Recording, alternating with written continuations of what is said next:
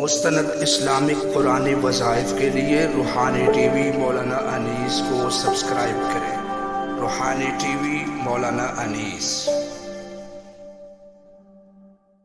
یہ الفاظ میرے ساتھ پڑھ لیں ایک مرتبہ۔ اعوذ بعزت اللہ وقدرتہ من شر ما اجد واحاذر۔ اعوذ بعزت اللہ وقدرتہ من شر ما اجد واحاذر۔ یہ مسلم شریف کی حدیث کے الفاظ ہیں۔ اللہ کے رسول صلی اللہ علیہ وسلم کے پاس جب کوئی بندہ آتا جس کو درد ہوتی تو آپ علیہ الصلوۃ والسلام یہ کلمات پڑھ کر اس کے اوپر دم فرماتے تھے۔ ان میں بہت زبردست تاثیر ہے۔